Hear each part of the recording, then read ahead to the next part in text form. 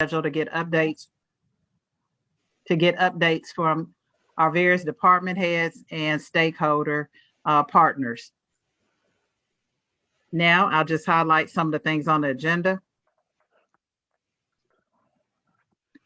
First, we'll have economic development updates from our very own Christopher Pike.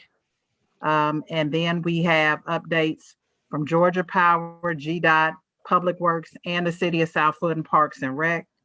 And so we'll go ahead and get started. Mr. Pike. Well, good evening, everyone. Thank you, Councilwoman Rao, for the opportunity to speak and be a part of the District 1 Town Hall meeting for this quarter. I think I have a PowerPoint presentation. I think we're going to control it on y'all's end. There we go. All right, you can go ahead to the next slide. I just want to remind everybody to connect with us on our social media, Destination South Fulton, on all social medias and on the website, destinationsouthfulton.com. And just wanted to make sure that you all get updates and things as they come out. So please feel free to connect with us there. Next slide.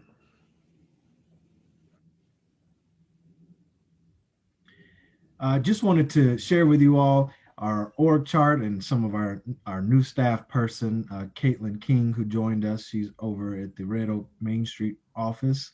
This is her 4th week, so we're really excited to have her on board.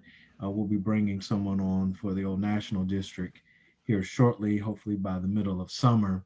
But just wanted to remind everybody that we're a small department, but we do a lot of work for the city.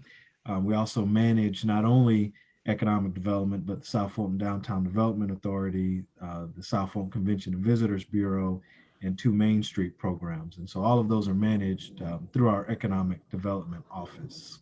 Next slide.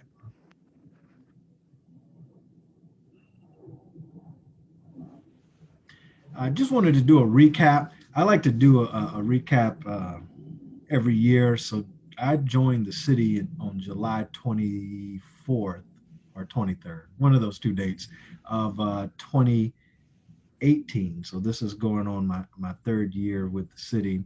And I like to see where we kind of are, just kind of gauging from a report card standpoint, if you will, of the things that we've done.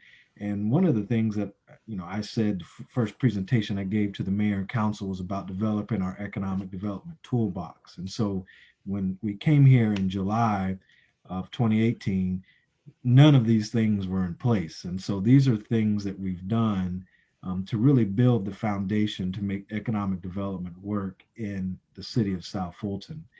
And I will, say that the mayor and council have been very supportive of economic development. They provide the resources necessary to make economic development work in our community. And that's really what's helped us build this, as I said, foundation. There are a lot of communities in the state that don't have half of these things. And so we've been able to do these things as a new city that I think have really set us up to do some phenomenal things as we move forward the next 5, 10, 15 years. I'm going to hit on some of these in my presentation, but wanted just to mention, about our economic development strategic plan. That's really the document that drives the things that we do in the community. A lot of you all on this call or on this on this video may have participated in some of our public input sessions, but the things that you're going to see us do over the next several years are going to be things that are directly related to that strategic plan. Next slide.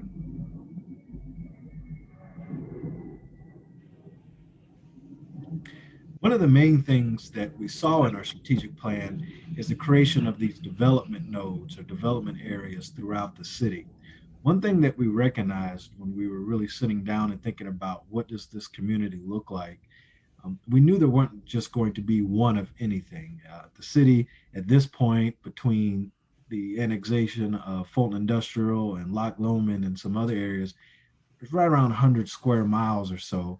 And so we knew that we were going to have more than one area where we're going to have these commercial nodes and these centers of activities, if you will. And so from the strategic plan, we developed these 9 nodes throughout the city. Each district has at least one commercial node, but some of them have two. For the purposes of District 1, the main commercial node that we're going to be doing new development in and new incentives is going to be in the Sandtown Crossing area, which we've seen a lot of things come online over the last 12 to 18 months. And there are some other discussions about some future developments in the works. And so we'll talk about those a little bit as they become more concrete, and we'll have some public input sessions and things of that nature as those times come along. Next slide, please. I want to really hone in on our tax allocation districts because a lot of the economic activity that we're going to be doing is going to derive from the TADs. And I will like to say that last week we did officially receive our letter of certification from the Georgia Department of Revenue. So our tax allocation districts in the city are officially set up. And so every increment that will happen from December of 2020 until now will actually go into the tax allocation districts. And so that money, that increment that comes from the incentive or from the investments in the TADs will go to help spur more economic development in the area. Next slide. So this is a map of the 2 tax allocation districts. We call them the East Side and the West Side TAD. The East Side TAD encompasses Old National and Roosevelt Highway, and the West Side TAD includes Camp Creek Parkway, small parts of Fulton Industrial, and areas going down to the Campbellton Crossroad project. Next. So just to kind of dive in a little bit into the both of the tax allocation districts and some of the things that we can anticipate coming out of those. Our East Side TAD, or the TAD that's mostly on Old National, Roosevelt, those are going to be our redevelopment TADs. And so those are tax allocation districts that will be taking things that have had underinvestment, revitalizing those and infusing new investment into those areas. And one of the things that we want to focus on is the things that were in our economic development strategic plan. And so we know that we want specific type of commercial. We all know that the fine dining restaurants, entertainment stuff, that type of specialty retail, those are things that we're really going to be focusing on bringing to the area. But our East Side TAD, again, is going to be more of a reinvestment TAD as opposed to a new development TAD. We anticipate that we will have somewhere in the neighborhood of $1.2 billion of new development over the 25, 30-year lifespan of the tax allocation district for the East Side. Right, next slide, please. I also want to point out that if you, in the earlier slides, we had those 9 commercial nodes. Our TADs build on that. So the economic development plan was the base for everything that we do. Then when we did the tax allocation district plan, we identified those 9 nodes and put those 9 nodes in a tax allocation district. So everything's kind of building on itself from an economic development standpoint, and just being smart about planning and how you layer on those things to make them all kind of work together. We're also working, because I know a part of this is about how planning and economic development work together. We're actually in the process of doing our comprehensive plan, which is required by law. And one of the things that we're doing is we're putting the commercial nodes in the comprehensive plan. So everything will speak to each other. So when you look at a plan, one plan's not going to say something that another plan isn't saying. So those things are kind of married together and will work together as we move the city forward. And I think it's really just a testament to what a great job that the team is doing to really make sure that we're all working and all on the same page as we move the city forward. So in our West Side TAD, a little bit more investment. Now, West Side TAD is going to be what we call new development. As we know, this is the area that's the least developed in the city and more vacant land than on our East Side TAD. And so a lot of this stuff is just going to be new investment in the area. So our total forecast for investment for the West Side TAD is going to be $1.4 billion over the lifespan of this tax allocation district. And I say lifespan, most TADs usually last between 25 to 30 years, but they can be shorter or they can be longer based on things that you've done in the TAD. So if you've incurred any debt, you can't eliminate a tax allocation district while that debt is still active. Once you've paid off the debt, then you can eliminate the TAD. So that is what really speaks to or specifies what your time frame is going to be. But I did want to point out for District 1 that Sandtown is in the tax allocation district. And I know Councilman Rao is going to talk about some of the things that are coming, but this will be a great opportunity for us, especially in that area, to focus on a lot of walkability and things of that nature. And we can use TAD funding to do that. So trails, parks, things of that nature, we can use the TAD to fund some of those projects. Go to the next slide, please. One of the things that's going to really come out of the TAD and benefit most from the TAD is going to be the town center. And so the town center, part of it is in District 2, part of it is in District 1. But this is something, the biggest thing I think that came out of the strategic plan is creating that what is going to be the central location that creates the identity for the whole city. And so a great opportunity on Camp Creek Parkway, 800 acres.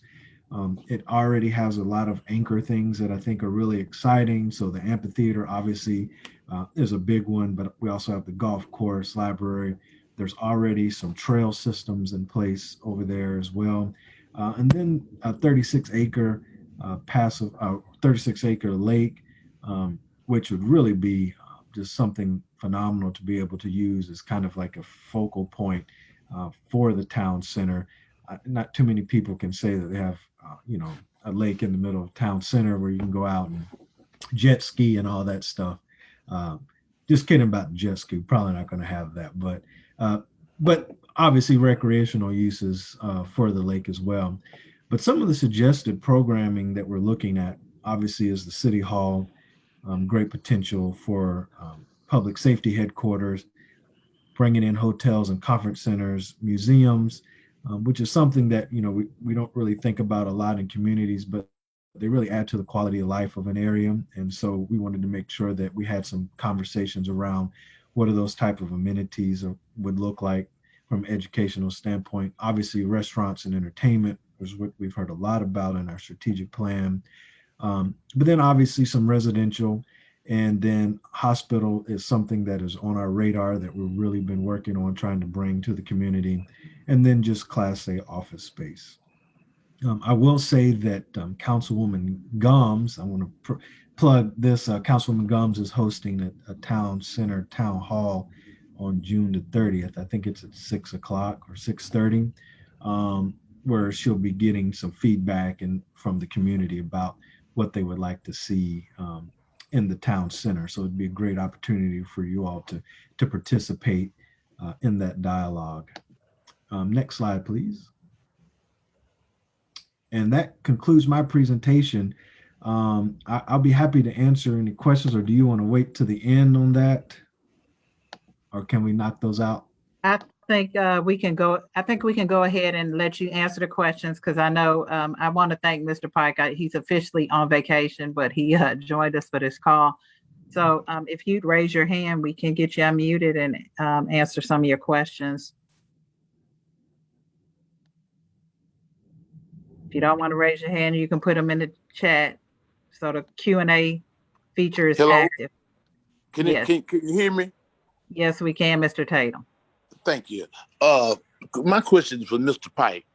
Now, I live in District 1, and I love my district. And I love my district, the district leader, Councilmember Rao. But I'm concerned about Old National Highway, and I know you're probably familiar with Gwinnett County purchased the Gwinnett Mall up there for $23 million. Now, we're not that big to do something like that on that scale, but is it possible that our government can purchase some of the property on Old National Highway where we have a direct impact on the outcome of it. Because I do believe because the close proximity to the airport or Old National Highway, that Old National Highway could really be a very serious economic engine for the city. And I just want to know your thoughts on that, Mr. Pike. Yeah, absolutely. I think obviously we've had some discussions about some things, but that's really what the tax allocation district allows us to do, because we don't have right now today we don't have $23 million in the bank like I understand that. But the TAD is what's going to allow us to have the $23 million in the future. And so that's why we created the tax allocation districts, to be able to do exactly what you just said.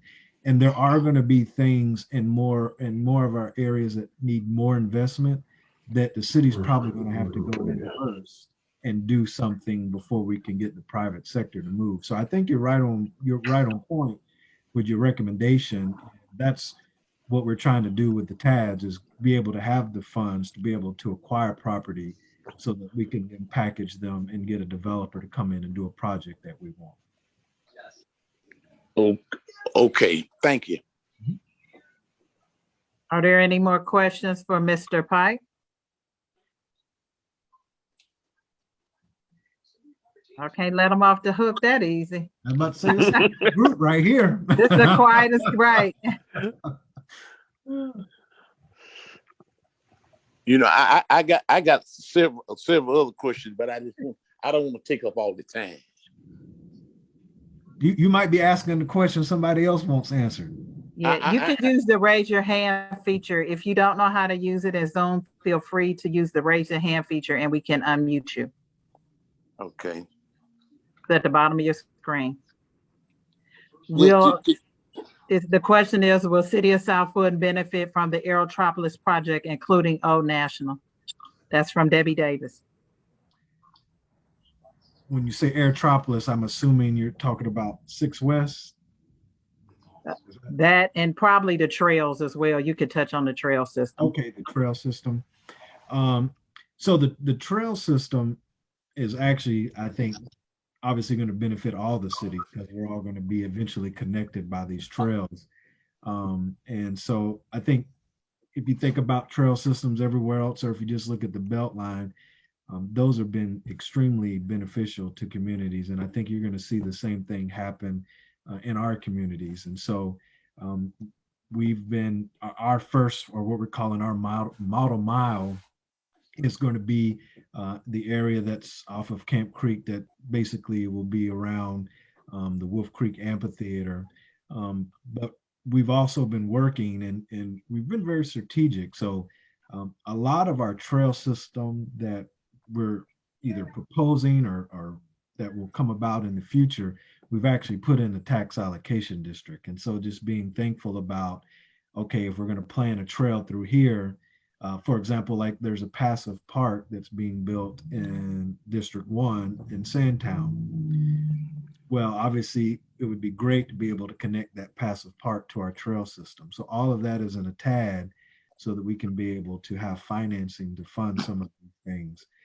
There's also the Chattahoochee Riverlands is working on a trail that's going from basically from Beaufort Dam all the way down to Coweta County. And so that massive trail, I think at this point we've got about, with the annexation of Fulton Industrial, I think we got about 17, 18 miles of this trail that's going to be in our city. And so how do you figure out, how do you build out that trail? And I'd say 90% of that trail is in District 1. So being able to be strategic about how do we do that and how that impacts our quality of life, I think is important for us. Great point. For those who don't know, the trail he is talking about, that's actually a National Trust for Public Lands initiative. So there are a lot of efforts kind of converging at the same time. And so the way our community looks now and what it will look like even 5 years from now would be significantly different, I would say. because of all these efforts that are concurrently happening. And the Aero Trail, which is part of Aerotropolis, is coming straight up Camp Creek. It primarily touches District 1 and 2, and it hits parts of Roosevelt Highway, which is District 3. And so the city of South Woodland will definitely benefit from that. And in fact, even some of the enhanced maintenance that's associated with Aerotropolis. As you know, Camp Creek is a state route. Aerotropolis also does enhanced maintenance along Camp Creek. So all these partnerships, working these partnerships is what's able to kind of lift our economic development efforts. And they all work together basically. And so it's a lot of great things happening right now. Yeah, and I wanted to and not to steal Parks and Rec's thunder, but we're talking about trails. So in addition to the Aerotropolis component, there are in the parks plan, the parks master plan that's currently being done, there's also an expanded networks of trails. And I say that because it was about Old National. And so while this initial phase of the Aerotropolis plan doesn't necessarily touch Old National directly, it doesn't mean that the city's not working on city-only trail systems that will impact Old National. Thank you. Mr. Pike. Yes, sir. Yeah. One other question: the 800 acres that make up our town center out down off Camp Creek, would the city own that land? Well, no, and the reason why is because the way the tax allocation district works is that we only get revenue from the increased property values due to investment. And so if city owns the property is not on the tax roll. So we're not going to get any tax increment because city and local governments and state governments don't pay property tax. And so for us, in order to make the project work, we got to get that property in the private developer's hand so that private developer will be paying property taxes on that property. And then we use that money to do the investments like the trail systems, park upgrades, and other things like that. Okay. But we will control. So for example, there'll be a master plan for the area, and whoever we partner with, they'll be expected to develop that master plan. So they're still going to be working in the confines and guidelines set up by the citizens and the city, but it just will be the private sector doing the work. Okay, but we will own the property that houses our public facilities. Yeah, now Yes. we will in the town center. Yes, we will own the property. Okay. Thank you. You answered my question. Thank you. We have a couple other questions in the chat. Where's the proposed government center to be located? And does the lake at Trammell Crow have a name? We might hold that one for Parks and Rec, but I don't think it has a name as of yet. But yeah, so the government center is going to be where the town center is. So that's been identified by the mayor and council in the economic development strategic plan, and that's the area around Wolf Creek Amphitheater, Vandiver Lake off of Camp Creek Parkway. So that's where the government center will be. okay. Thank you, Mr. Pike. I don't see any additional questions. And we'll prepare for our next presentation. Thank you so much. Well, thank you for the opportunity. Have a good evening. Next, we have a update from Georgia Power. Luke Fosen is the right-of-way specialist, and he's going to share some of the work that they'll be doing, particularly at Enon and Camp Creek. This is in direct response to some feedback I've gotten from residents, primarily at Barrington and Wind Creek, about ATVs accessing their trails or the lines riding the ATV. So without further ado, Mr. Folsom. Hey, yes, ma'am. First off, I want to thank you, Congresswoman Rao, for inviting me to come speak tonight.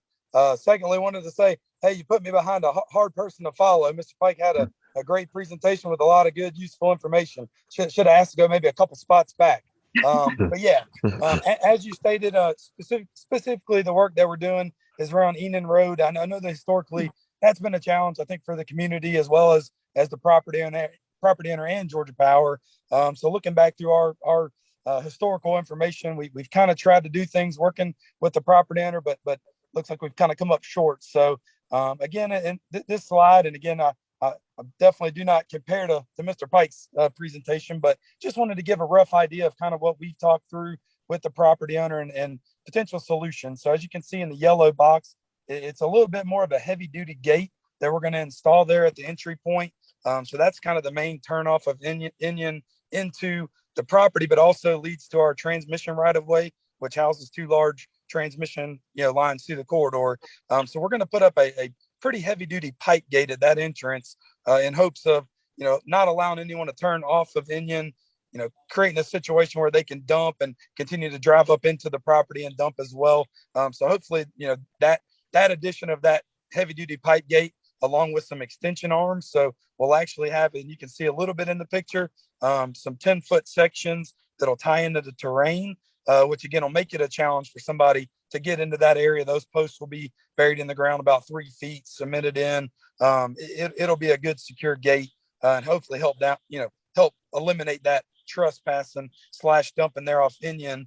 And then we're also going to combat the challenge off of Camp Creek from an ATV standpoint. I think we can see definitely tracks and identified markers of people turning off and riding that right of way, that existing access road, which has recently been improved a little bit for the Greystone addition. There's a distribution line that was recently installed that heads back over to the substation, and they did some improvement to the access road, and I think that is inviting some of those folks thinking, hey, what's back up in here? Let's go see. So on the red side, we're going to combat that with some bollard type posts. We're going to place them 3 to 4 feet apart so we can't squeeze an ATV, a four-wheeler, something like that through there to go joyriding. We're going to do that about 50 feet and then reestablish that Camp Creek right-of-way fence, resecure that where it needs it, and again, hopefully deter people from dumping and just using that kind of as a joyriding area. Again, I think the community as well as the property have been dealing with this for a long time. Want to do what we can as to be a good neighbor, work with the community on trying to help preventative measures for future trespassing and dumping specifically in this area. Thank you so much for that, Mr. Folsom. You've been very responsive after I reached out and trying to find a solution. So I just appreciate you coming to give an update to the community. I want to open it up if anybody has any questions. Councilor Rao, this is Mr. Francois. There's one thing I would like to add at that intersection. The city has executed an agreement with Greystone to install some street lights on the southern part of Enon Road, on both sides of Enon Road. So the construction of the installation of the street light will occur very soon. We'll make sure you're real connected with Mr. Folsom.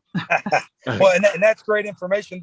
The lighting will definitely help. Having that as a well-lit area, exactly what you're leading to, that'll help combat it as well. So that's great to know. And absolutely, if there's anything you need from me as far as light placement, setbacks, and anything like that we can talk through, I'd be happy to work with you guys on that in Greystone as well. So yeah, that's great info. Yes, currently we are in the process of securing a permit with GDOT.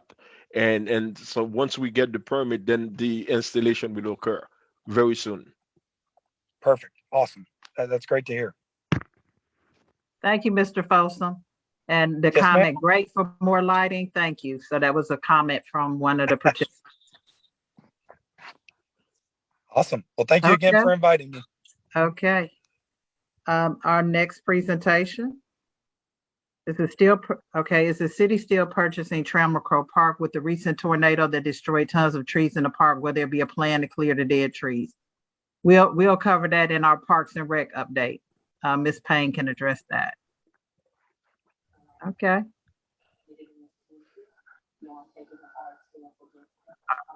Are we ready for our next presentation?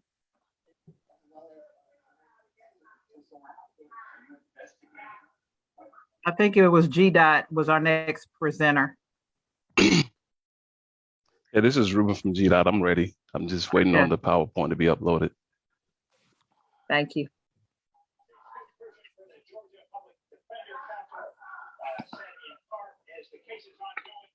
Somebody can mute their phones if you're not presenting, it would help.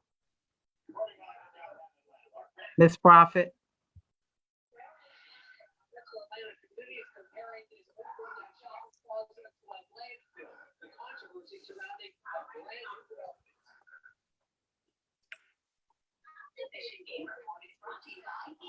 Ms. Prophet, are you having technical difficulties with the presentation?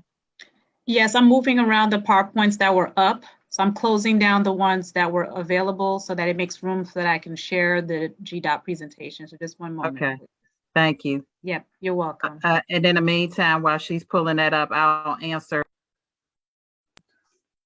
Ms. Freeman, you asked about what was being done at Enon. A gate is being installed at Enon and Camp Creek. One of the complaints I have from residents of Wind Creek and Barrington Trace was related to ATVs.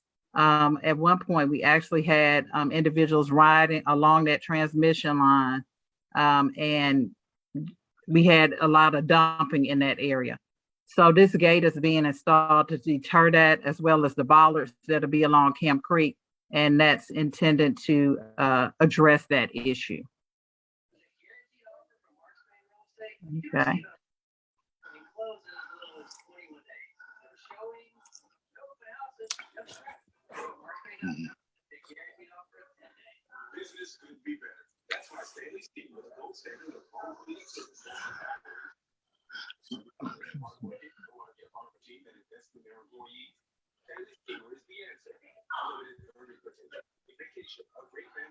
Oh.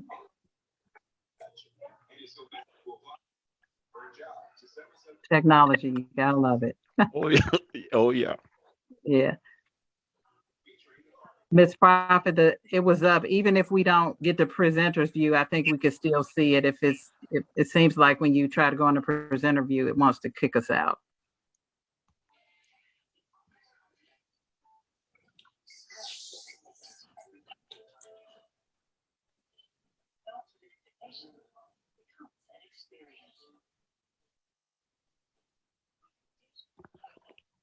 Okay. Yep. Okay, we're ready. Thank you, Ms. All right. Well, good evening, everyone. I'm Ruben McCullers. Councilwoman Wara, I want to thank you for the invitation, allowing us to reach out to the public and let everybody know what's going on in your area for construction. Again, I'm Ruben McCullers. I did have my assistant attending with me, but he was recently promoted to another position. So, yeah, so bear with me because he was supposed to present. So I had to kind of learn this on the fly because he was just awarded the position yesterday. So he's kind of moved on. I'm not sure if you guys are familiar with me, but I was working with Langston Johnston. He was the area manager before, and I was his assistant. Mhm. So I have stepped into the role of managing all of the construction and maintenance for this particular district. So some of the projects we're going to be discussing is the Boat Rock project, which is the roundabout off of 166. We also going to discuss the upcoming project at Stonewall Tail and that big sidewalk we see coming down Camp Creek. So you can go to the next slide, please. So as you can see right here in this Boat Rock Campbellton Road project, this project completion date is scheduled for September the 30th. So just bear with us. This project will be over soon. Now, keep in mind that this is the current completion date. Anything is liable to happen to change that. But I think all of the major work is done. As you can see, the upcoming work is landscaping, removal of that existing road that is over by the gas station, and just installing some pedestrian access points. You can go to the next slide to kind of show you some area view. And as you can see, the picture to the left that's dated November the 20th, November the 13th, 2020, shows you the progress of building the roundabout. And you can see the end results. And you can see that road there that we still have to take out. And we are still working on that pedestrian access to that roundabout. You can go to the next slide, please. The next project we have going on is that Stonewall Tail project. That project is just started as of June the 1st. This project is going to alleviate some of I guess the challenges we have at that intersection on Butner Road.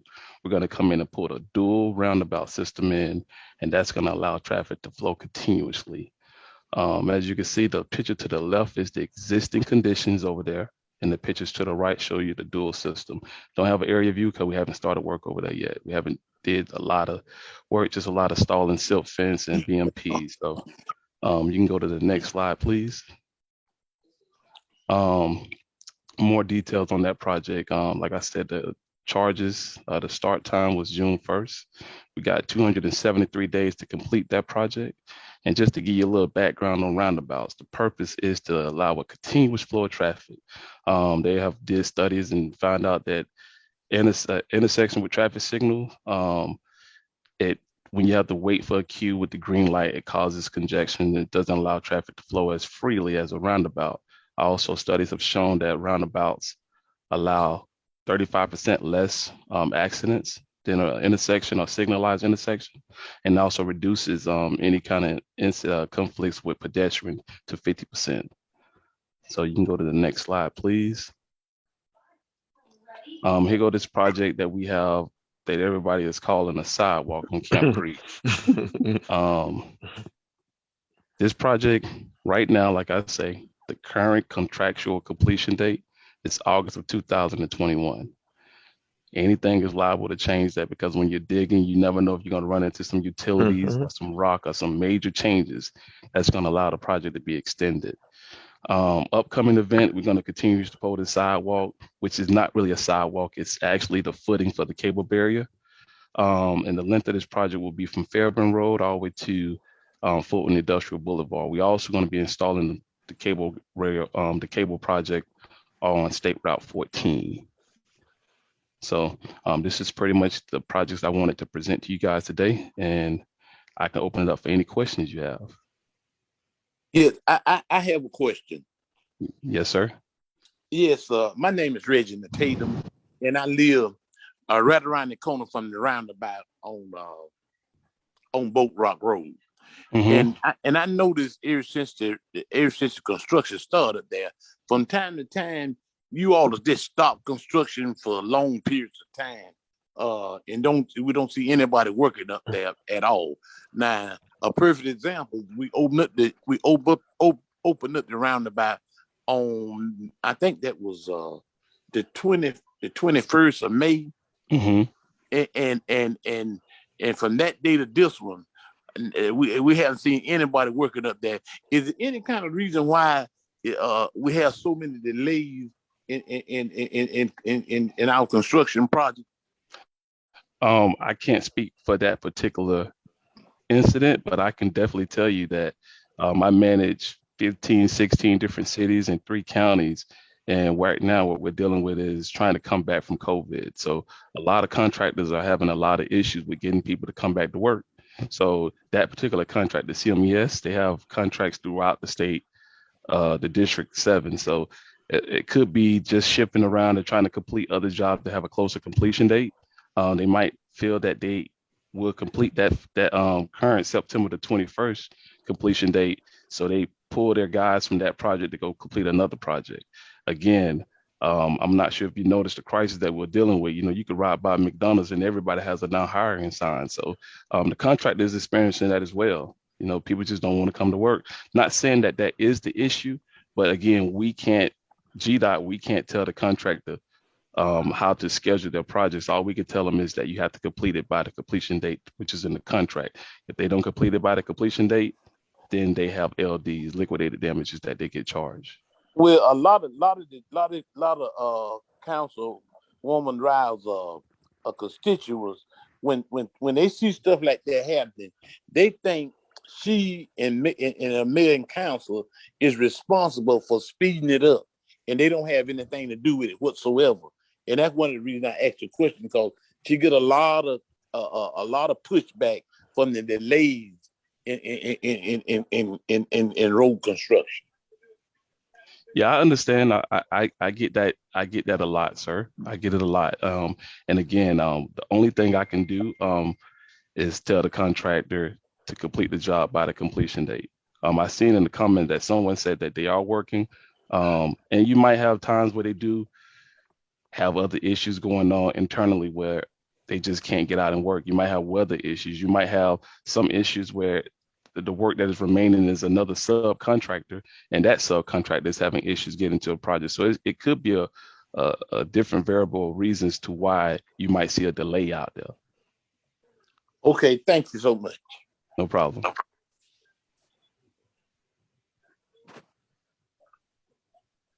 Thank you for your question, Mr. Tatum. Do we have any other questions? I think we may have. What was the purpose of the cable barriers? I think we have that covered. Okay. And I don't see anything in the chat. A lot of leaning trees that need to be removed. We'll deal with that because that's some that has to do with our parks department, and they can respond accordingly. Thank you, Ms. Steve. Mr. Carson has a question. Can you unmute? Okay. Good evening. Can you hear me? Yes, Yes. we can. Good evening, everyone. Two things, two-part question. One, where is the pedestrian walkways going to be at this roundabout? And the second question is there a way to put up some type of sign to let people know coming around from the schools that there's a yield there? Because I've been in this roundabout numerous times now, and people are not yielding coming around that corner. They're continually just flying through as though there's no yield sign. And this is on the Boat Rock, right? Yeah, it's on the 166. Yeah, that's the one I'm referring to. Yeah. All right. Yeah, I can look into that and see if we can make those adjustments. And you Yeah, said that so that the main concern was the yield sign coming through the roundabout heading towards the school. No, coming around, once you come around past the school and you're at the gas station's on your left and you're coming around and you're continuing down Campbellton, people are not stopping at that yield sign. That happened twice today that I drove past. They're just flying through there because they're used to coming around that curve and continually going. You know, if you're not familiar with that area, you won't know, hey, there's a roundabout there, even though there's a sign there that says there's a roundabout. You're approaching a roundabout. People are not stopping. You're not yielding, brother. They're just keep going. And so now I just stop when I'm at that point if traffic is coming because I'm not sure if the person's going to yield. Got it. I appreciate that. So what I do, let me go out and look into that issue, and I get with my traffic operation team to see if we can do anything additional, add any type of additional signs to try to get the people to yield. All right, thank you. Oh, about the where the pedestrian walkways are coming, because that was the other reason I asked that, because if there's a pedestrian walkway by that gas station, that might be again problematic because people coming around that corner, because it's almost like a blind spot, are likely not to stop. Yeah, so the best way I can show you where the pedestrian access is going to be located, if I was able to show you the plans, is there any way we can exchange contact information? Oh, sure. Yeah, I'll put my contact information in the chat. I don't care. It's fine. If you can do that, I can definitely reach out to you, and I'll show you in the plans where the pedestrian access is going to be located. Okay, great. Thank you. And just to clarify, they have installed some sidewalks that kind of start coming around Boat Rock. They kind of stop right at Regency Hills. And likewise, you have them going down New Hope. Now, the city does have a sidewalk project for New Hope Road, which is on the book. So that would connect with the existing that they put in. Okay, great. Thank you. Okay. Are there any other questions for Mr. McCullough? Well, thank you, Mr. McCullough. You've been very helpful. I've probably become your new best friend because I send you stuff all the time now. But I did have one question as it relates to maintenance of Campbellton Road and Camp Creek. The schedule, I know if you can speak to that at all, that would be helpful. So, and I see Robert Hawkins with a question as well. So yes, the current schedule we have is we cut our grass within our right of way every 45 days. And we have an expensive contract to that we have contracted out for those services. Um, my maintenance guys, it's very hard for us to do routine maintenance because we have so many issues going on with maintenance. It's potholes, sinkhole, pipe failure that require us to, get to that. And it's kind of hard when we're dealing with, like today, I had a sinkhole in the middle of the highway, and I couldn't pull my guys off that to go cut some grass when we already have a contract. So the only authority I have, and I try my best to have my guys go out to pick up big litter, but we don't really have the resources to have my maintenance staff to cut outside of the 45 days. I have a schedule if anybody need that maintenance schedule.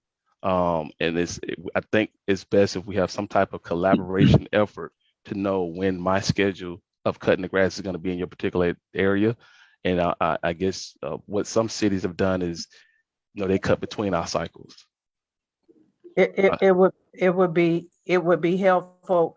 I think our public works department will be reaching out to you. We even if it's, well, I don't want to speak for them because I'll be out of my lane, but Campbellton Road is a particular priority for us. Camp Creek too, starting at Enon. And I know why parts of Camp Creek, just for the benefit of the public, look the way they do. Aerotropolis cuts in between their schedule. And so if you look from Old Fairburn up to roughly Enon, it looks totally different from Enon down to Fulton Industrial. And so we want to get them on the same schedule. So if you share that would be very helpful. I think our public works may be talking about maintenance maybe exploring some of those options. So yes, if anybody can put your email in this chat, or if you can send it to Councilwoman Raw, I will make sure I can get that scheduled to you. Okay. Mr. Hawkins, did you have a question? I saw your hand raised before. Well, no, I think he's attempted to address it, and I think, Councilwoman, you expressed my concern as well. But just briefly, there's a stretch of sidewalks between Enon and Bolt Rock that just continuously looks bad. I mean, even today, the grass appears to be almost 2 feet tall. And each time that it's cut, the clippings aren't removed. So it looks just as bad after it's cut as it did before it was cut. So, I'm just wondering, I wish you could handle this more frequently, but I understand you have a constraint in that respect to every 45 days. But once it's cut, if some type of blower cleanup could follow to make it look a little better, because it just really looks so bad for most of the cutting season. Got it.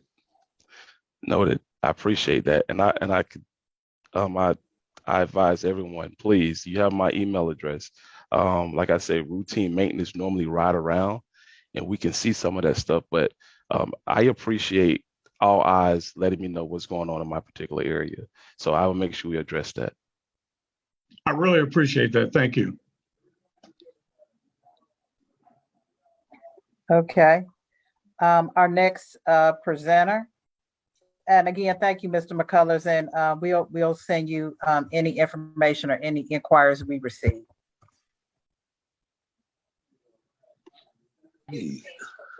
Okay, next presentation. Councilwoman Rao. Yes. Mr. Valenzuela is unable to attend the meeting tonight, but I'll be happy to entertain. My name is Usan Francois. I'm the Public Works Program Manager, and I know our Deputy Director is also on the line. So between the two of us, we'll try to answer all your questions. Okay. Next slide, please. Yes, I would like to give you an update on the CIP, the capital improvement projects. I'm very happy to inform you that finally the bridge is complete. The Cascade Road over branch of Utoy Creek. There is a ribbon cutting ceremony scheduled for next Monday between 9:30 to 11 o'clock. And as you know, this bridge has been closed for a while. It was very important because of structural failure that we replaced that bridge. And as I said earlier, the construction is completed and the bridge will be open next week. The next project that we have is a roundabout. GDOT already talked about that project, but there is one thing that I would like to add to this. The city is currently in conversation with GDOT to, once the construction is done in September, the city is in conversation with GDOT to install a public art in the center of the roundabout. Currently, the conversation is twofold. Number one, to get the permit so that the city can install the public arts. This is something that the city has been working with the District 1 and also the Centtown community so that we can put some public arts that really reflect the community and so on. And that's the first half of the conversation, which is to get the permit. The second half of the conversation is, once we have the public art in place, for us to execute an agreement with GDOT so that we'll be responsible to maintain the roundabout, the landscaping and so on. So we are moving forward. As of this afternoon, GDOT has let me know that we should be getting the agreement very soon. They are finalizing currently the specs to make sure that the specs meet the standards. So we should be hearing from the permit section very soon. And again, as I said, that will occur once the construction is completed in September. The third project I would like to give you an update is the New Hope Road sidewalks. We're talking about sidewalks on both sides of New Hope from Denford Road to go to the roundabout. Currently, we are in the final design phase. There are 82 parcels to acquire along that stretch. So far, we have acquired 50. There are 32 remainings. We're looking at right-of-way acquisition between September of this year until June of next year. And the schedule so far for the construction lead date is for July of next year. The next project we have is the Fairburn Road upgrade project. As you know, you probably know, we already completed the Fairburn upgrade south of Cascade Road to go to Village Drive. This one will take you north going towards Walmart. That project again is in final design. We're ready to go. And the construction, the funding for the construction of this project is included in the TIS+2 funding. To give you an idea, a little idea about the TIS+2, currently the city is in the process of finalizing a project list to send it to Fulton County for a referendum in November to have a second round of project for TIS+2. And the construction of this project is included in there. And this is one of the projects that will move forward as soon as the referendum passes and the revenue are being collected by the city of South Fulton. Next slide. And the Campbellton Road at Stonewall Tail, this is a T intersection. And the purpose of the project is really to improve safety and also congestion. Currently, there are 7 parcels to acquire. The project is in final design.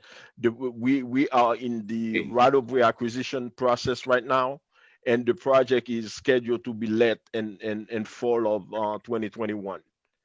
The last project in the District 1, the Denford Road sidewalk project, that project is in final design. The idea is to install sidewalk, 5-foot wide sidewalk from where the sidewalk ends currently in the city of Atlanta, to take it all the way down to Cascade Road. And that project is about 1 mile long, and there are 35 parcels to acquire. We already acquired 33 parcels, and there are 2 of them remaining. In addition to the sidewalk project, there's also the city is in the process of executing a lighting agreement with Georgia Power so that we can install lights, 83 lights along that corridor, very similar to the one that is already within the city of Atlanta. The construction lead date so far is scheduled for the fall of 2021. Another thing that I would like to bring your attention to, there is currently a citywide streetlight master plan that is being done, and currently there are really I think 5 things that we try to accomplish. Number 1 is to do a need assessment so that we have a pretty good idea. Number 1 is to do an inventory of all the street lights so that we have a pretty good idea where all the lights are located. Once we know that, the next idea we'll do the need assessment, and based on that we will do a plan to see how we can invest and prioritize it, and then seek funding. That project is moving forward. Now we are currently into the need assessment phase. There will be public meetings soon, and also there will be a stakeholder meeting probably in the end of the summer, early fall of this year. For those of you that are very familiar with the Decision Ministries Church, we receive a request from the church to take over the power, and I wanted to give you an idea what we have done so far. We have on the side of the church, the driveway that takes you to the parking lot, there used to be two poles. On the one to your right, what we did is in consultation with Georgia Power, Georgia Power has redirect the light. The light used to face the parking lot. Now currently the light is facing the right of way. So now if you are walking on the sidewalk on the side of the church, the right of way it's lit perfectly. But and also we are in the process with working with Georgia Power to install lights across the street. I had a conversation with Georgia Power. I'm sorry, not Georgia Power, Greystone. I had a conversation with them this afternoon. They told me that the installation of the light across the street from the church will occur in July. So once this is done, all the account that used to be under the Decision Ministries will turn over to the city of Atlanta, to the city of South Fulton. Okay. Next slide, please. Now, resurfacing. As Councilwoman Rao indicated at the beginning, currently there's a lot of resurfacing projects going on, and currently our contractor CW Matthews is doing Inland Forest. If you live in the subdivision Inland Forest, you probably notice there's a lot of activities going on. Based on conversation we had with them earlier today, that project should be completed by the end of this week. And once that project is completed, then we will move to the next subdivision, which is Wexwood Glen. And what we did here, we tried to give you ahead of time the schedule for the other remaining subdivisions. But the idea is to update that schedule on a monthly basis because things change, the weather and so on and so forth. So far, this is what the schedule looks like. But as I stated, Indian Road is being resurfaced as we speak. And also there is a corridor that crosses really three jurisdictions, 3 districts. Butner Road is scheduled to be resurfaced in October of this year. And by October, and this is very good news, every chance I get, I like to state that, because as part of TISPLAS #1, I'm very proud to say on behalf of the city that the department really has executed all the resurfacing projects that we promised to do. So all the resurfacing projects that were identified in TISPLAS #1 will be done by October of this year. 100% execution rate, which is very, very good compared to other cities. Next slide, please. Okay, you are Mr. Anu. I don't know if you want to walk us through it. Sure, most certainly. Good evening, Councilwoman Rowell, residents of the city of South Fulton. My name's Anu. I serve as your deputy director here at the city of South Fulton. I'm going to briefly go over some of these URA projects that we currently have. URA is pretty much our urban redevelopment authority. It was an authority that was created by mayor and council, and they approved about $17 million in facility and transportation improvements for the city. Just in the sake of time, I'm just going to briefly talk to everyone here tonight about the District 1's project that we currently have. Now, of course, the $17 million is spread out between all the URA districts, encompasses all the districts here at the city. Some of the major facility improvements that we're working on right now, pretty much working hand in hand with Parks and Recs and also our fire department at some of the facilities that I have here: Sandtown Park, Trammell Crow, Fire Station 2 and 4, and the Southwest Arts Center. Those are some of your main facilities that we've got some projects that are going on. Next slide, please. One of the main topic areas that we discussed was Sandtown Park.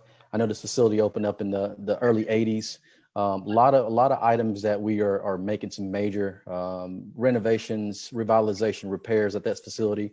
We've completed our assessment at that location. We found a lot of issues at that location. The building itself, the structure alone is still really good and intact, but we've got to do some maintenance items, as you can see we've placed in front of you. The upper and lower roof replacement is what we got scheduled. We were fortunate to have the lower roof actually under warranty. We're going to get a nice credit for that, but we plan on going ahead and utilizing that credit to maximize our efforts to put a really good plan in place to replace the entire roof, both the upper and the lower section, a 30-year roof, so we won't have any issues ongoing. Our goal is to resolve some of the envelope issues that we have at Sandtown, looking at the upper and lower roof replacements, as I mentioned, waterproofing the exterior portion of that facility, and also a much needed item that we've discussed, especially with the hot, humid days that we have here in Georgia, is an HVAC in that gymnasium. As you know, a lot of kids are inside that facility. There is no air conditioning inside that facility. So one of our main goals is to make sure that we put in place an air conditioning for that facility itself. Remediation portion of it will be done for the mold during all these items that I mentioned to you earlier at that facility there. So we've got some major projects that you will see at Sandtown. We've done a few items already there, some painting of the interior. We've done some fixture updates inside the facility. So we've done some preliminary work at that facility already. Move on to the next slide, please. Some of the other areas that you would see here, Trammell Crow Park. We've done some major, some updates to that facility as well. As you can see, the restroom facilities, you can see the before and after pictures as we presented to you here. On the right is what you had before. To the left is what you see it as today. We're currently working right now with Parks and Recs. We completed the concrete pad, working with Ms. Chapin's group. They've since really done a great job with installing the outdoor fitness equipment, as you can see out there right now. We're working on completion of some surveying for the drainage right in front of the restroom facility. And we've actually completed a lot of the sidewalk repairs of that facility itself. So as you can see right now, the facility is actually adding on quite a few updates and quite a few additional items to that facility there. Moving on to the next slide, please. Not to forget about our fire stations. They desperately need some items also as well. Fire Station 4 off of Plummer Road. We completed a few projects there already. They had a 15-plus-year-old HVAC system, as you can see on the right-hand side. We've since updated that to something more efficient for their day room. It's fully operational for them right now. Some of the upcoming projects that we have for them is a generator replacement. I think everybody knows some of the storms that come through. It's desperately something that we need for that facility there. They do have a generator there, but it's probably a 20, 25-year-old generator that we since cannot find parts for. So these are some of the items that this URA funding is for, to help revitalize, update some of these facilities that we have. And also we're going to make some major kitchen renovations at that facility there. So these are just some of the major projects that we have going on at these facilities. Next slide, please. Fire Station 2 at Cascade Road. We had some issues outside with the site. I don't know if you've been out there. We've got a large canopy of trees there. We certainly want to leave all the trees as much as we can at that site. What we've done was just prune those trees up. We allowed that canopy to be raised up slightly to open up the lighting that's at that facility. I think the parking lot lighting, most people probably didn't realize they had it there. We're looking at right now to upgrade those lights to LEDs as well. I think Rusan mentioned that earlier. We've done some power washing at that facility, worked on a little bit of painting on that facility, did a structural site assessment as well. And we've got a few other things that we're going to take at that facility station there. It's actually a really good facility still. We're just going to do some improvements there as well, just to keep and make sure that facility is up to date. Moving on to the next slide, please. And I think we probably mentioned this earlier, the Cascade Yes. Bridge over Utoy Creek. As I think everyone has mentioned, we are ready to have this roadway open up again. This week, we are wrapping up some of the final punch list items. Was out there today. They were actually out installing the guardrail. They should be complete. We're expecting to be complete by tomorrow. Of course, so we've got a few small items left there to finalize that project. Some grassing that needs to be completed, which they have majority of those all in place. And finally, the thermoplastic striping there, which we had to wait per GDOT standards of 15 days from the actual installation of the pavement there also as well. So that project is going great. We know and we hear it from everyone. We want to have that thing open and ready again. That will be ready and open for traffic on the 21st is our goal. And we're looking forward to have that roadway open back up again. Next slide, please. Here is the Cascade Road maintenance at some of the medians that we've had. I know there was a discussion earlier with Mr. McCullers from GDOT. We are looking at some options and some alternative options for the city to actually work and coincide with GDOT's contractor. They typically mow 45 to 50 days out, as he mentioned earlier. Our goal from our group here is to try to capture those mows in between those 45 days.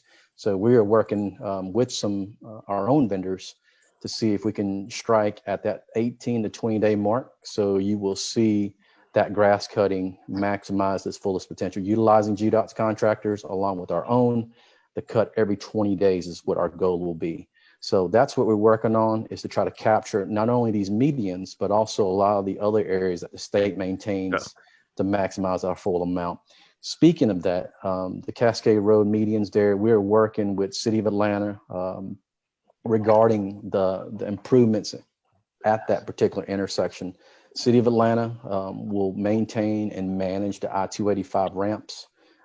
Our goal on our side of the city of South Fulton will be to revitalize the current existing landscape off of Cascade Road. You can see a lot of the medians. I've taken some pictures out there. I met a few vendors out on site. What we want to initially do is to do the initial cleanup. I think you've all have seen a lot of dead shrubs that are out there, a lot of pruning that needs to be done, weeding of those areas and those beds. So that was one of our first things for us to do, is do the initial cleanup. And then after that, look at some weekly litter control, weed control of those beds.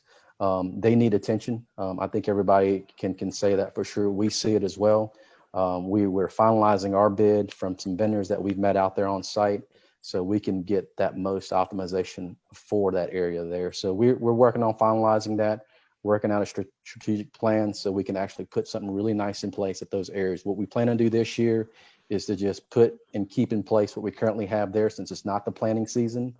Once it becomes planting season, we basically remove some of these dead plants that we have and then install new shrubs and plants at those locations. Ideally, that's usually late fall is when we look at these projects to put in place. Of course, we don't want to put anything out there right now with the heat of the summer. Anything we'll put out there, of course, you know as well as I do, will not survive this heat from Georgia. So those are some of the things that we're really working on. We appreciate everybody being patient with us. We just want to make sure what we put in place is something that's going to be satisfactory for everyone for sure. You can go on the next slide if you'd like. Oh, questions. I didn't want to bore you too much with details. I know you got a long presentation tonight, so I went through those quick. We are here to answer any questions. We'll try our best to answer them. If we can't, we'll certainly make note of it and certainly get back with Councilman Rowell to address those issues for you. Okay, I saw a lot of hands raised, so we're going to take questions. I saw Mr. Hawkins raise his hand on this presentation. If you had a question, you can unmute yourself.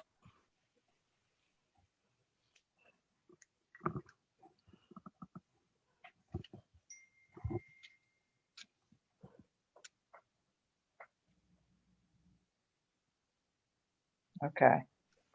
If not, I see a comment from Ms. Creel. I just want to clarify, I think Mr. New addressed Cascade at 285 and Cascade 285 and Camilton Road is not in the city of South Fulton, it's in the city of Atlanta. But you can direct your inquiries for that to Councilwoman Marcia Overstreet. She represents the 11th district, and she's who I've been working with in terms of us having to share responsibility for maintaining Cascade Road at 285, because it really cuts right down both jurisdictions. So we've been working on that, but the city of South Fulton starts on Camilton Road at approximately Enon Road. Everything before that up to 285 is the city of Atlanta. See what other questions we have. With regard to the resurfacing of Enid Forest, we were happy to see it finally started. However, this morning we awoke to brown water coming from our pipes. We spoke to one of the men in a Jacobs truck, and he said they weren't scraping too deep and that Atlanta watershed had been out this morning. However, the weight of all that equipment may be the problem. We called Atlanta watershed and are still waiting to hear back. So Mr. Anu in Public Works, can you kind of troubleshoot that for us? Yes, ma'am, certainly will. I will follow up on it tomorrow morning. Okay, thank you. Councilwoman Brown. Yes. Yes, I have a question for Parks and Rec. They have a presentation. Oh, okay. I follow you. I follow you. And I think I saw Miss Ida had a question. Yes, thank you, Councilwoman Rowell. I have a question regarding the Trammell Crow project, the renovations that are scheduled. And I just didn't see that there were two things that I thought were important that weren't on the list. I use that park quite a bit, and people walk around the outer perimeter. And I was hoping that when they did the renovations, they would just upgrade that, because now you're just walking in the field. And I just wanted to know if that was a consideration to make that a walking trail that is, more, well, that would be a walking trail rather than having people just walk in the grass. And the second question is, there are no water fountains there. And I'd like to know why, and why that's not being added to the list of things to do there. Thank you for your question. If we could have Parks and Rec address that, I think they're the next presentation.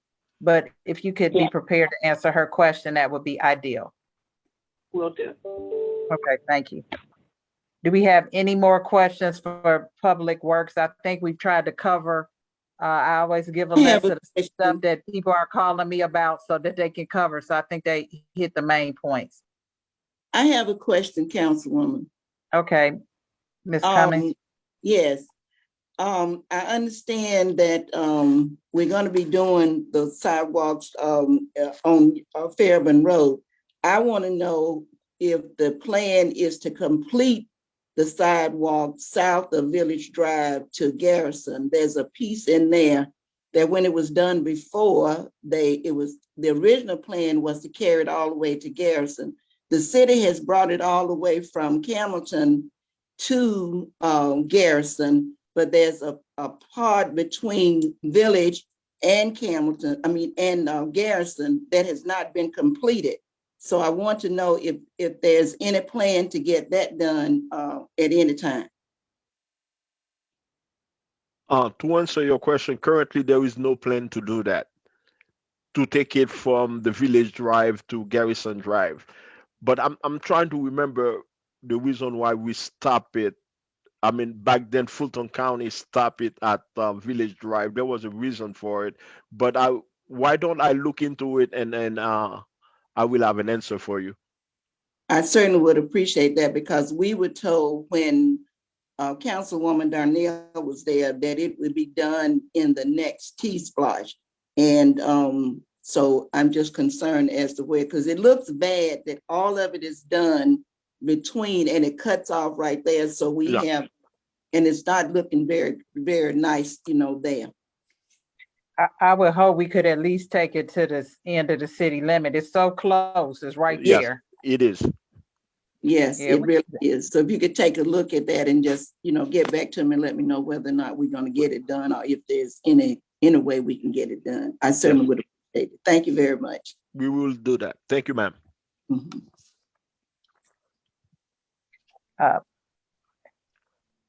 Are there any more questions for Public Works? If not, we'll go to the presentation for Parks and Rec. I had a question, please. Okay, go ahead. Hi, this is Jendai Brandon Sal. My question is, I'm not sure if this is Public Works, but with the recent tornado, people had stacked the dead trees along the edge of their property, hoping for a truck to come pick it up. And I did see a truck pick up a lot of wood in one side of the street, but they didn't come back for the other side of the street. I'm on Elva Drive. That is a Public Works question. Okay, also, AT&T pole have fallen in front of my house. They came and erected a new pole, but the line is still down. I can't put my my mailbox back up until they come move their lines and other debris. And there's another, that line also hangs really low, about 3 doors up from my house. I don't understand. It's like they come out and they just do one thing and then they walk away from it. So is it up to the neighbors to stay on AT&T, or does Public Works get involved with that? They can get involved. Can you provide your address? If you do it in the chat, and then our Public Works staff will coordinate. Yes. Okay, thank you. On your behalf. Thank you. Oh, so the question about the trees, is someone going to come pick them up eventually? And again, tomorrow I will follow up with our contractor. We currently use Jacobs, and if the trees are within the right of way, I will inform them and they will address it. Well, they're not on the right of way. People have stacked them along the edge of their property, so they're not in the street. But I mean, people don't have a means of having them moved. Yes, ma'am, you're correct. I'm working with Councilman Rowell. She brought that to my attention as well. We were trying our best to try to help facilitate with that last catastrophic event that we had in that area there. So we're going to try our best to help the residents out with resolving some of those issues that you are facing. I've been down Elva Drive. I think I may know exactly where you're at, where those lines are at. I'll certainly reach out to AT&T as well to see if I can get some push with them, to see if I can get them back out there, resolve some of those issues so you can get your mailbox placed back up. In regards to that wood that's left on the right of way, we're in a sort of a tricky situation. I know most of the contractors that were hired to come out to perform that work to remove the trees that fell from the insurance, ideally it was up for the contractors to remove those trees that were on the property.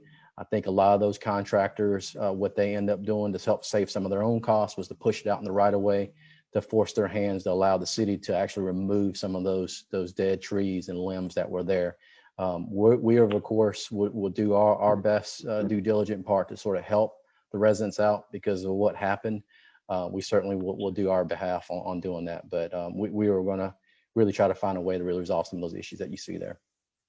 Awesome, thank you so much. Yes, ma'am. I have reached out to AT&T at least 3 times, and I know my neighbor has as well, so. If you can provide both addresses, that would be helpful. Mr. Anu or Francois will help you with that. I saw you put 1220. If you know your neighbor's address, that would be helpful. Okay, thank you. I think it's 1250 where the line is hanging really low. Okay, thanks. Next up is Chapin Payne. She's gonna give an update on Parks and Rec. Hello, everyone. My name is Chapin Payne. I am the Deputy Director with Parks and Recreation. I'm happy to be here and excited to share some information with you guys today. I just wanted to answer that first question before the presentation started about Trammell Crow. We are looking in partnership with General Services and Parks and Recreation in developing that pathway around the perimeter of the field, because it's already kind of a foot trail already developed. We're going to grade it out and add crush and run to make it more of a soft walking surface. What we're waiting on right now is kind of a new mentioned earlier in his presentation, is that we're going to do some landscape upgrades to try to filter the water from puddling in certain areas around the park. So once the project is complete with the tennis court restorations, with the landscaping and finishing up the fitness equipment, that will kind of be the last part of that project, is doing that exterior trail around the perimeter. So yes, that is already on our radar. And I do have down your water fountains. We're trying to move away from traditional water fountains, especially with COVID, and go more towards bottle fillers. So we're looking to add those in the future. So I do have that down right now for you. But next slide.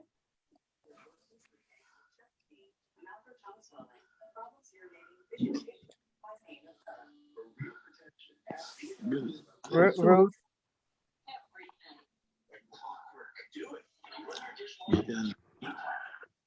So I just wanted to share with you about our park locations located in District 1. We have Trammell Crow Park, Sandtown Park, and also our Cascade Library Pocket Park. A lot of people do not realize that that is a part of South Fulton, right there next to the Wendy's. So that Pocket Park is on the list, but we also have other parks and facilities located throughout the city. Next slide.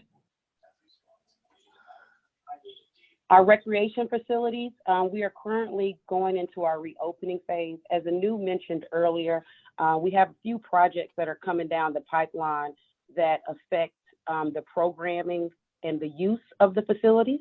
So currently, right now, we have 3 facilities that are going under construction due to mold remediation and definitely some well-needed renovations. So our Sandtown Recreation Center, South Fulton Tennis Center, and also the upstairs of the Cliftondale multipurpose facility will be closed for renovation. So I just wanted to provide that list for you as well. Next slide. Juneteenth celebration.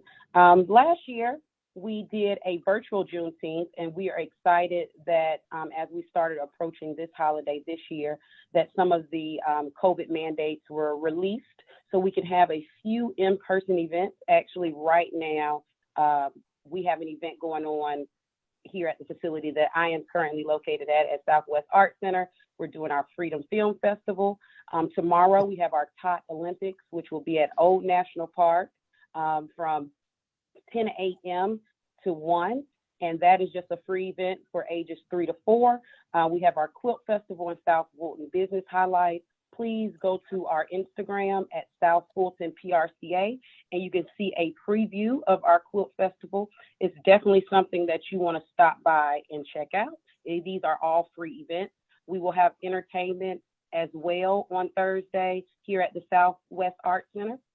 On Friday, we'll have our Feed the City food distribution. That'll take place at Welcome All Park. On Saturday from 10 to 12, we are doing a citywide community give back. From 10 a.m. to 12, there will be a community service project happening in each district in the city of South Fulton. And our final finale will be our concert sponsored by St. James Live. And the band is Soul Cartel. So they'll provide a free concert out at Wilkerson Mill Park. So please take some time, check out our events. They're located on the website. There are a few that are sold out, so please make sure you check to see if you need to pre-register. Next slide. All right, this is I wanted to share with you District 1's community give back that will take place on Saturday. So we'll meet at Sandtown Park at the concession stand, which is located right behind Field 1 on the park side. And we'll do a various beautification initiatives to the concession stand. We're going to plant some flowers around some signage. So please make sure that you come out and take part of this community event. We'll go and do some trash and debris clearing as well. Next slide.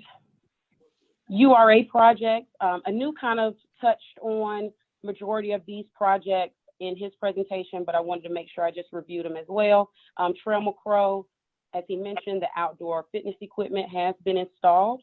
The Play Safe playground resurfacing has been installed. That is complete. The sidewalk improvements, those are complete. We still have some projects that he mentioned that are coming in the pipeline that will start shortly. At Sandtown Park, the gym, the playground that's located right next to the gym, the playground surfacing was replaced. The pavilions have been cleaned and pressure washed and painted. We've added 2 shaded structures, and we're looking to add more for our baseball spectators. One is located at Field 1 and the other one is located at Field 4. We've done some beautification projects. We also have a new playground that is located at Sandtown Park that we developed through a donation from Adams and Company.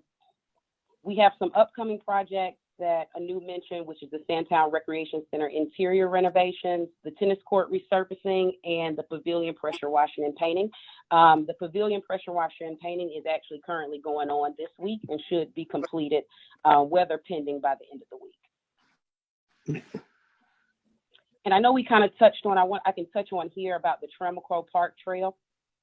There was some damage to the Tramico Park Trail due to the tornado that came through. We noticed those damages recently through a tour of the trail, though we're working with our risk management as well as with our general services to get those trees removed so we can start back our fishing initiative and training process on that lake. I saw a question that came through about if the lake currently has a name. Not right now. We're going to work with city officials and leadership to develop that name and do a naming of that lake. Next slide.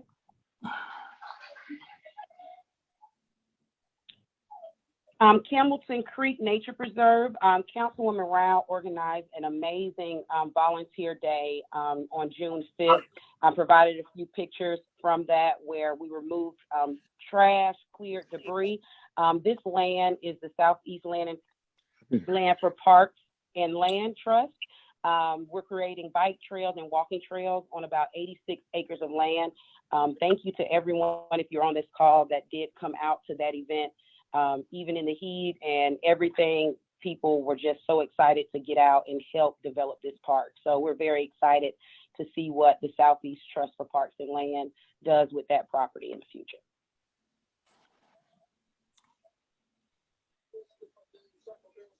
Next slide. This is the end of our presentation. I just wanted to give you some information on how to stay connected with PRCA. One of the great things is to visit our website or any of our social media platforms. The Recreation Department does have their own Instagram and Facebook, so please check out those platforms. Also, if you would like to send an email, we can add you to our listserv so you can receive any of our constant contact updates of upcoming events, any important information, any programs that are currently registering. We just want to make sure we keep you connected as we start reopening the facilities. Thank you. Thank you. Are there any questions? I think between probably Public Works and Parks and Rec, you got a lot of the questions that I saw coming in, but I see Mr. Tatum's hands is raised. Yes, thank you, Councilman Ryan. To the Parks and Recreation Director, this past Sunday, it was a lot of high school kids up at Sandtown Park, and they had a large police presence up there. And I've been trying to find out for the last couple of days what was going on up there in the park. And for whatever reason, I can't get nobody to connect with me to tell me what's going on. Do you have any idea what was going on up there Sunday evening? Yes, Mr. Tatum, our great police department, there was a pool party that was kind of in a local neighborhood, and just some of the kids after the pool party decided to meet up at the park, and it just more and more kids showed up. Our PD was on site to just disperse everyone safely. So that did take place, but it wasn't an organized event or anything like that, and everybody dispersed safely. Okay, then. Thank you so much for answering my question. You're welcome. If there aren't any questions, I can open it up for any questions you have of me. We have so much going on in the city. There's really no need for anybody to say they don't know what's going on between newsletters, quarterly meetings, and a wealth of information on our website. We really do strive to put as much information as possible. And so most of the questions I see, people raising, the information is readily available. So I want to encourage everybody on this call to share what you heard. And secondly, to visit our website to get updates. Are there any questions? No, Councilman Rye, we covered a lot of grounds tonight. And I thank you for pulling this thing together for us. And the information you just sends out gobs and gobs of information. And I'm very pleased with that. And they'll continue to do a good job for us, okay? Thank you.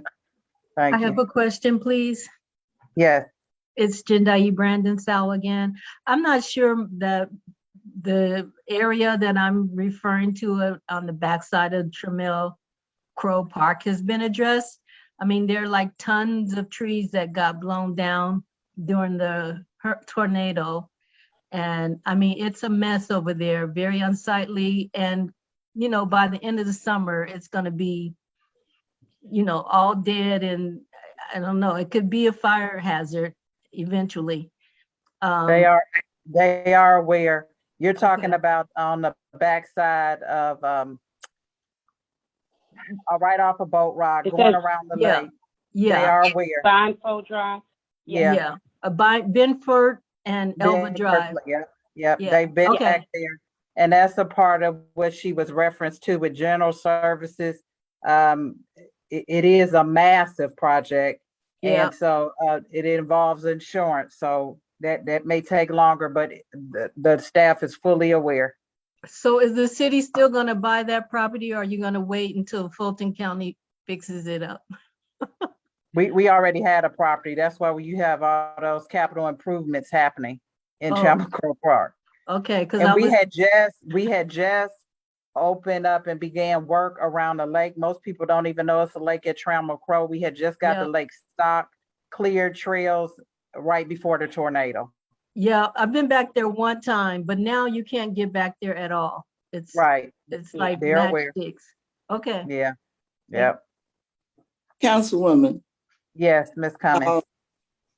I didn't see that on there tonight, but I just want to agree with Reginald that you do give us a lot of information, and I appreciate that I get your newsletter every week, and I get all the information there too. But I have one question for you. Okay. Before the police department was turned over to the city of South Fulton, every now and then I could see a police car in my neighborhood. Have not seen one since it has been transferred over to the city of South Fulton. And we are beginning to see some unsavory activity. We on a dead end street. Right. You can cut through to part of Austin and get to Garrison. But now we are finding that late hours in the night, that we're finding that transfer trucks are coming and parking, and females are driving up, and unsavory activities are going on. So we need to have the police to come, just drive through. And we've had a lot of racing, going on. So we need to have the police to just, kind of drive through and show a presence. We haven't seen any come through here. I will make sure that Chief Meadows is aware of that. I don't know. They just did another big bust on those racing cars just the other day. If you ever look at their Facebook page, they're going pretty hard on that street racing, and I will make sure that they are patrolling that area. For those who don't know, I actually had an opportunity to do a police ride along on Memorial Day weekend, May 31st, as now the calls for Loch Lomond and Fulton Industrial turned over to the city. Those both are now part of District 1. So I just increased my responsibilities. And so now I got a good chance to see what our police officers are experiencing and seeing on the streets. And so I'll make sure, and I'll follow up with you directly, Ms. Cummins, on that. Okay. Thank you Okay. very much. I appreciate You're that. very welcome. For those who don't know, we also, the city of South Fulton, our council just at our last meeting, we approved the purchase of 3 new pumper trucks for our fire department, as well as 40 new cars. Along with the hiring of 40 new officers, our top priority is somebody can mute there. Please mute, if you can mute your phone. We hear your TV. Please mute your phone, sorry. We just approved 3 fire engines as well as. Ruthie, can you mute everybody for now? Because I don't know who that is. That was me, I'm sorry. Oh, Mr. Ball, you have a question? Yes. Okay, go ahead. One time you all were saying you're gonna put a red light at the England and Campbellton Road, and Campbellton Road and Stonewall Hill. Is that still in the process? GDOT went over the improvements that are planned for Campbellton and actually they did Campbellton and Stonewall Hill. They didn't talk about Enon Road at all. But if somebody from Public Works, I know I put that request in for consideration for a while. I don't know where it stands right now. He didn't mention it, so that might require me to do a little bit more advocacy on that. Councilor, I'll note that. I will get an update for you tomorrow. Okay. Currently, I don't know the current status. Yeah, it's been out there a long time, but we haven't talked about it lately. So, Mr. Ball, I'll follow up or whatever we share, I'll share in the next week's newsletter, whatever I learn. This video will be included as well.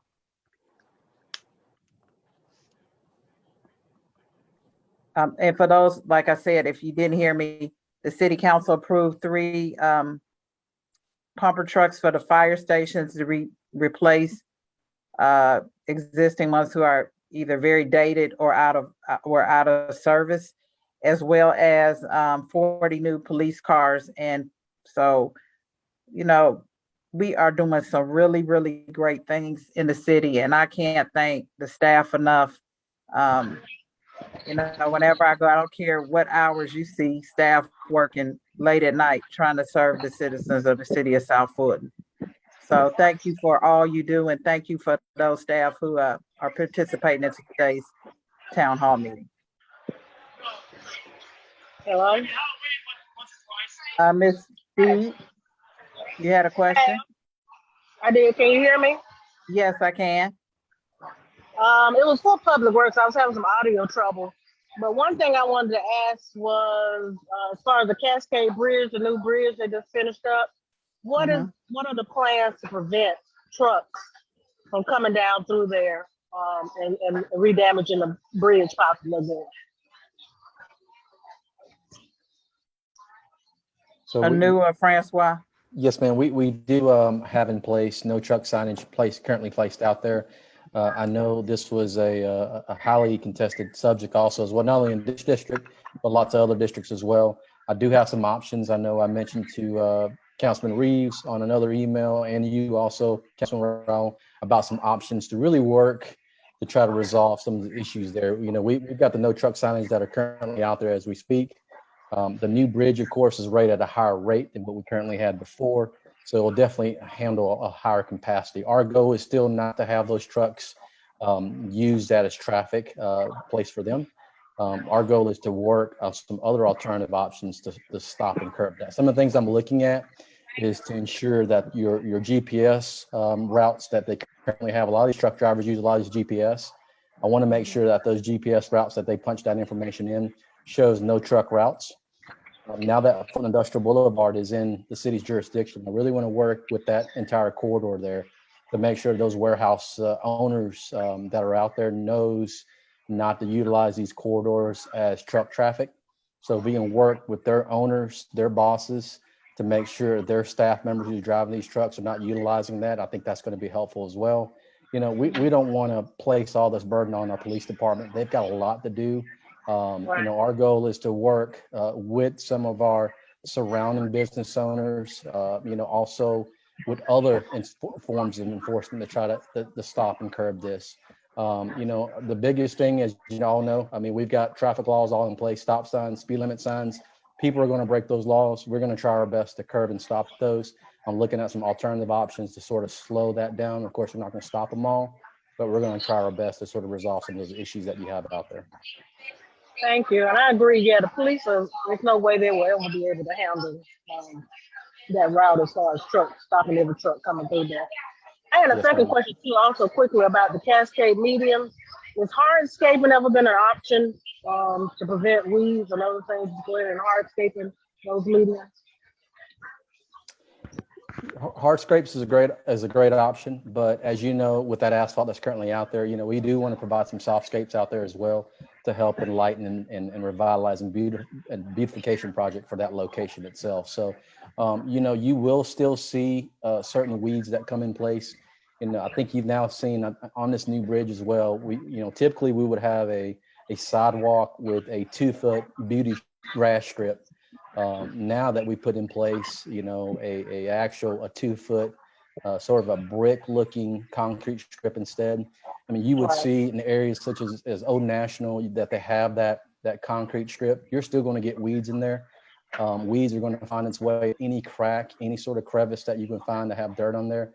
It's still going to produce, you know, weeds at the location. So, I mean, I think it's a great idea to have some hardscapes there, but at the end, you know, we're still not going to escape those weeds. I think it's always nice to have some softscape to sort of soften that look up of all those areas with the hardscape, such as that Cascade Road there.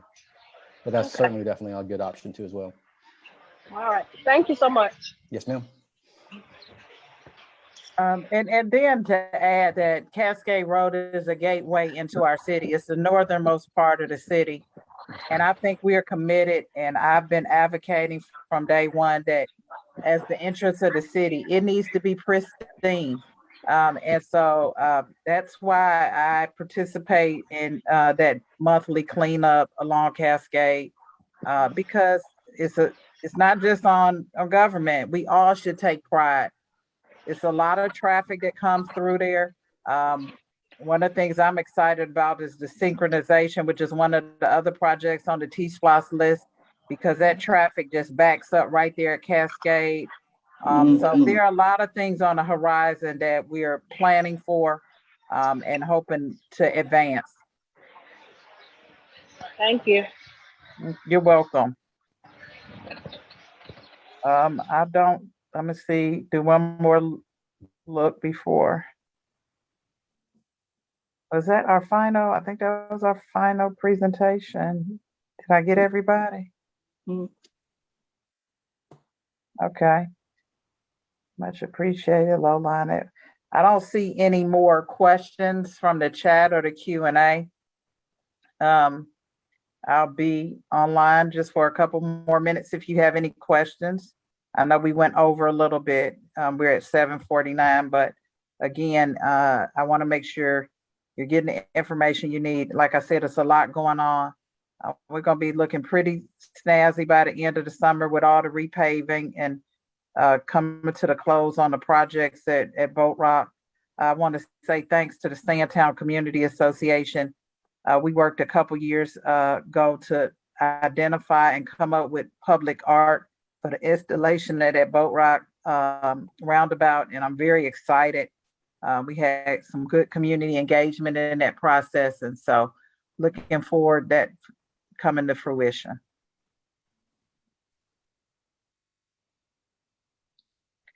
Well, if there aren't any other questions, we'll go ahead and wrap up today's virtual town hall meeting, and I look forward to seeing you next quarter.